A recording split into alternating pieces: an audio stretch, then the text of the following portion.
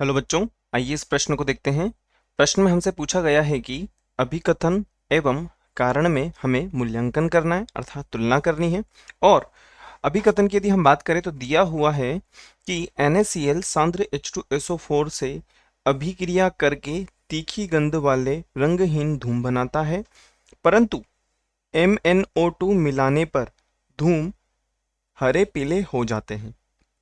कारण दिया हुआ है यहाँ पर MnO2 HCl का क्लोरीन गैस में ऑक्सीकरण कर देता है जो हरी पीली होती है। सबसे पहले हम बात करेंगे यहाँ पर प्रश्न से संबंधित मुख्य अवधारणा के विषय में। मुख्य अवधारणा जो कि संबंधित होगा NaCl की अभिक्रिया सांद्र H2SO4 की उपस्थिति में करवाने पर, सांद्र H2SO4 की उपस्थिति में करवाने पर, और इसी के साथ साथ यदि हम बात करें तो MnO2 मिलाने पर, MnO2 मिलाने पर। सबसे पहले हम बात करते हैं यहाँ पर हमें जो दिया गया है, यदि हम बात करें तो हमें क्या दिया हुआ है, अभिकथन। हम यहाँ पर लिख लेते हैं अभिकथन के विषय में, और हमें दिया हुआ है कारण। इन दोनों का हमें मूल्यांकन करना है, सही है या गलत है, और उसी आधार पर हमें हमारा उत्तर बनाना होगा।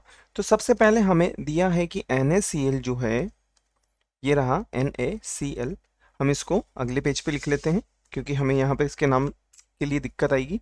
तो हम देख पा रहे हैं कि जो NaCl है, NaCl की अभिक्रिया सांद्र H2SO4 की उपस्थिति में जब हम करवाएंगे तो हमें क्या मिलेगा, सोडियम हाइड्रोजन सल्फेट, और साथ ही साथ हमें यहाँ पर HCl देखने को मिलेगा। तो हम यहाँ पर इसका नाम लिख सकते हैं, ये हो जाएगा हमारे पास में सोडियम क्लोराइड। ये तो हो जाएगा हमारे पास में सोडियम क्लोराइड।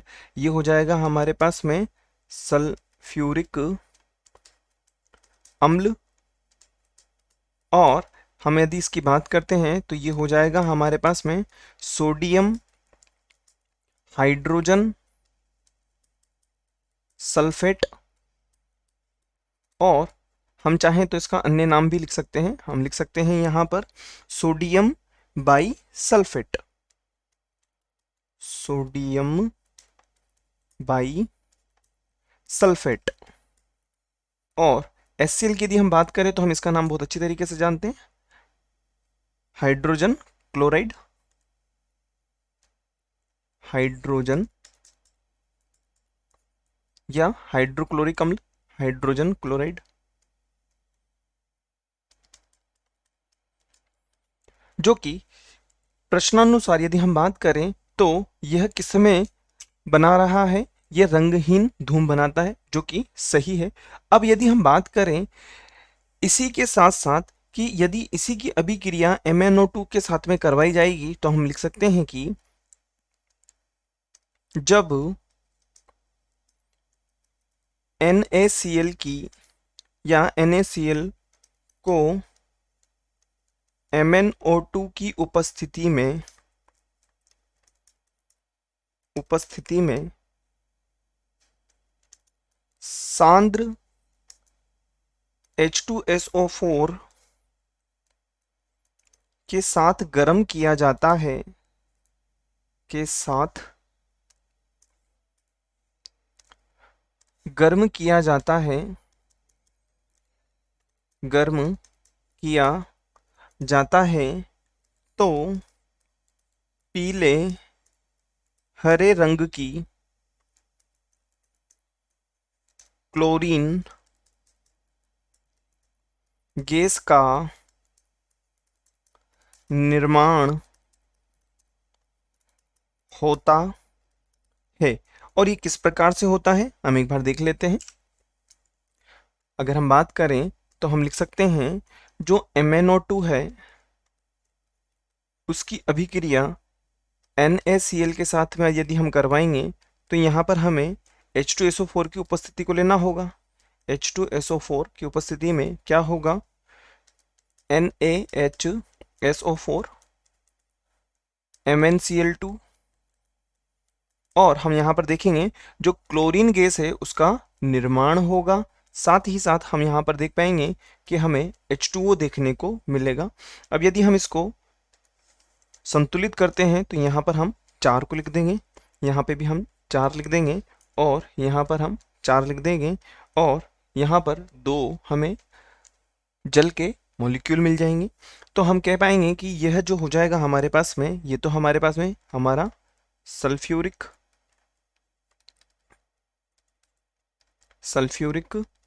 अम्ल है। और यदि हम इसके बारे में बात करें तो ये मैग्नीज ऑक्साइड हो जाएगा हमारे पास, मैग्नीज ऑक्साइड हो जाएगा।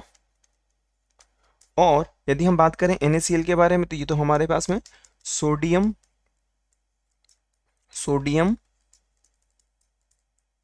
क्लोराइड है, और ये हमारे पास में सोडियम हाइड्रोजन सल्फेट हो जाएगा, सोडियम हाइड्रोजन सल्फेट हो जाएगा। और यदि हम इसके बारे में बात करें तो मैग्नीज क्लोराइड हो जाएगा, मैग्नीज क्लोराइड हो जाएगा, और ये हमारे पास में क्लोरीन गैस हो जाएगी। साथ ही साथ ये हमारे पास में जल हम यहाँ पर लिख सकते हैं। यदि हम यहाँ पर देखें तो जो अगर हमें अभिकथन में जो दिया हुआ है कि जो पीले हरे रंग की जो गैस निकलती है वो किस वजह से निकल पा रही है, यहाँ पर क्लोरीन की वजह से निकल पा रही है। तो हम यहाँ पर लिख सकते हैं कि जो अभिकथन है,